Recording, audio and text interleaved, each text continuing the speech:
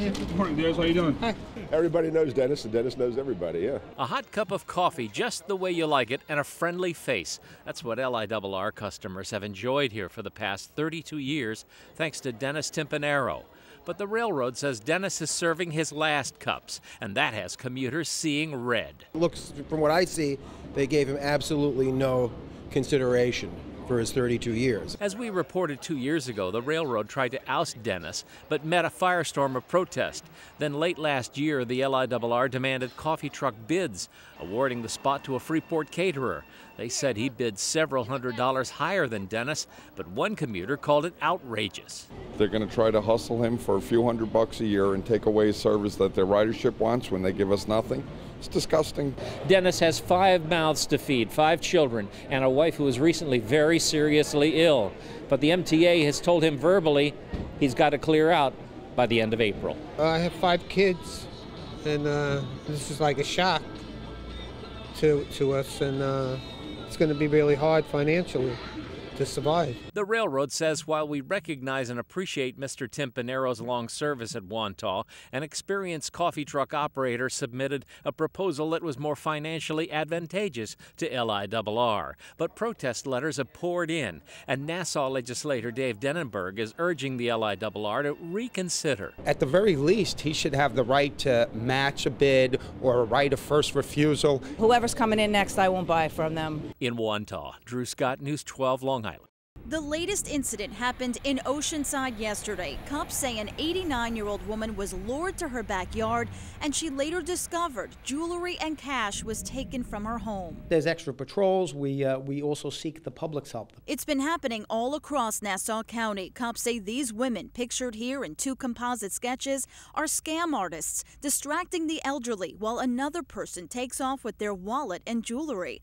Gil Sorensen says he was one of their victims. She wanted to walk over here. She said, there's something wrong with this fence. Gil, who is 81 years old, got duped by a woman posing as a home repair worker. She convinced him that he needed fence work done. And when she kept him busy in the backyard, her accomplice sneaked his way in through the front door and stole some of his valuables. My wife came home about 4 o'clock that afternoon.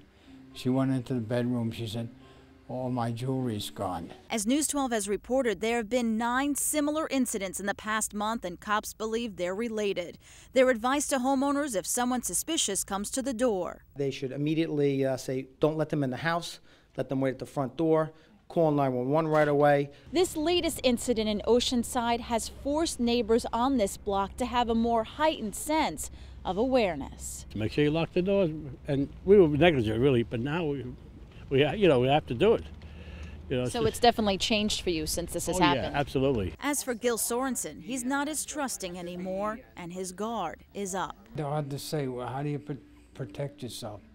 We've had this disgusting dirt. It looks like a war zone. Neatly manicured homes in a nice neighborhood, but Ray Johansson says there's just one problem. This is the dirtiest street in all of Brookhaven. It's actually a shame. It's embarrassing. Mike Gordon agrees and believes the town dropped the ball in this half-finished repaving project. Our quality of life is affected by this. The kids going in the backyard are affected. Our furniture in the back is all covered with dust. Residents say that the town came down and tore up the side of this road back in the fall. Then they came back last month and tore up the rest of the street. But residents wonder, when in the world are they going to repave Union Street? 4th of July was affected. We can't have any picnics or barbecues back here. Really barbecues. But yeah, it is. It's actually disgusting. It's a disgrace. The dust got worse, only aggravated by commuters who use this street as a shortcut to the railroad station. People use this to avoid the intersection over there where the traffic light is. It's constant traffic all day long. By next Friday, we will have 2.5 to 3 inches of asphalt down on that road. But this afternoon, Highway Superintendent John Rouse says the end is in sight and explains the delay was in preparation. When we do them right. So while this is going to take a little longer, the road is going to last much, much longer than the average road. In Port Jefferson Station, Drew Scott, News 12, Long Island.